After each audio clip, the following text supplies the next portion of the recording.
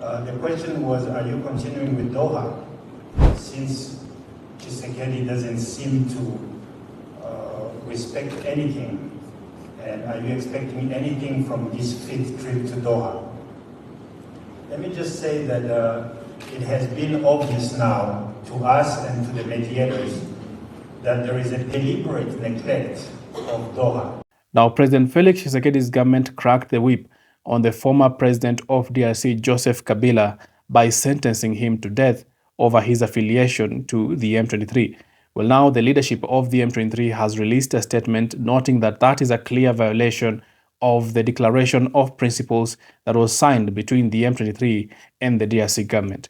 Well, in this video, I'm going to tell you about the repercussions of the sentencing to death of the former president of the DRC, Joseph Kabila, as well as the response that is being given by the M23 following that drastic decision by the DRC government. Well, this is Bonafide. If you haven't subscribed, kindly subscribe and hit that notification button so that when I release something new on Eastern DRC, you get notified as soon as possible. Well, the sentencing to death of the former president of DRC, Joseph Kabila, came to many as a surprise, as this was one of the most high-ranking profile people ever to be sentenced to death in the country.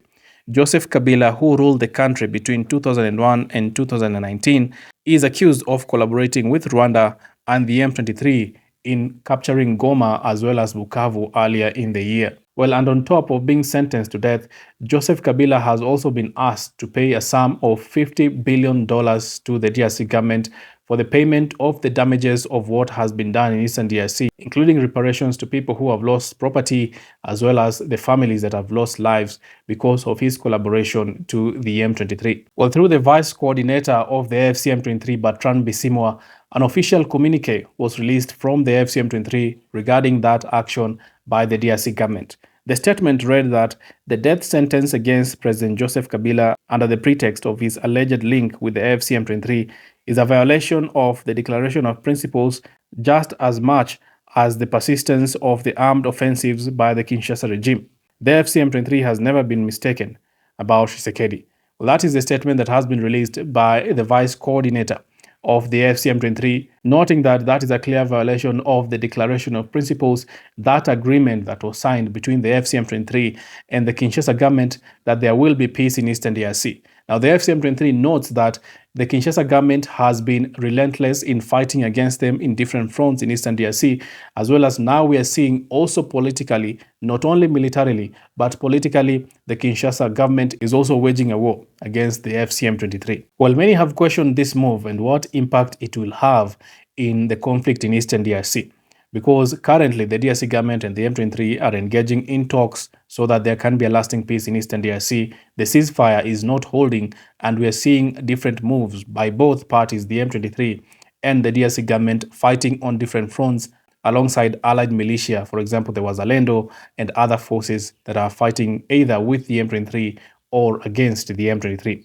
Well, Joseph Kabila is a politician and a longtime president of the DRC. Of course, Joseph Kabila has a lot of supporters, mostly from Katanga region, and this verdict will likely deepen the rifts between Kabila's supporters and current Felix Tshisekedi's government. Kabila remains a powerful political figure in Eastern DRC, and this sentencing is going to have repercussions, both politically as well as militarily, with the AFC M23 in Eastern DRC right now, as there is that active conflict between them and the DRC government. And of course, the AFC M23 had already laid out their irreducible minimums regarding what they need the DRC government to do so that there can be a lasting peace in Eastern DRC. And part of those irreducible minimums was the reversal of the sentencing of the high-profile leaders of the M23 and people who are associated with the M23. Well, right now, we are seeing the DRC government doing more towards what was not supposed to be in the reducible minimums that was given by the AFC M23. Therefore, it means that it is becoming much more harder to get that lasting peace in Eastern DRC than it was before the sentencing of the former president of DRC, Joseph Kabila. But what does it mean for the Tshisekedi government? What message is the government of DRC now sending out to everyone who is associated with the M23? The government of DRC is sending a clear message that anyone, regardless of the profile that is associating with the AFC M23, will be subject to the harsh laws in DRC. that if a former president, if a former long-time president of DRC can be sentenced to death and be asked to pay a sum of $50 billion to the DRC government, then anyone else can also be sentenced even more harshly than how the former president was sentenced.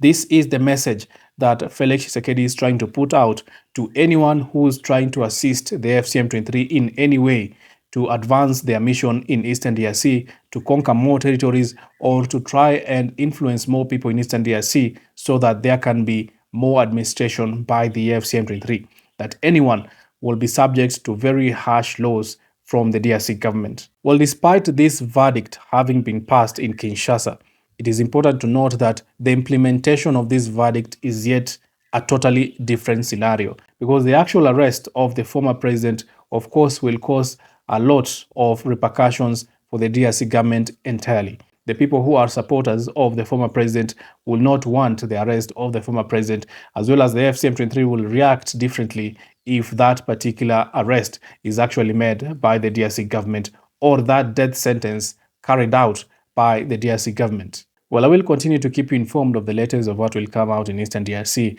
Right now that the former president has been sentenced to death, as well as the M23 has now released a statement saying that this is a clear violation of the principles of declaration that was signed between the M23 and the DRC government. Keep it bona fide.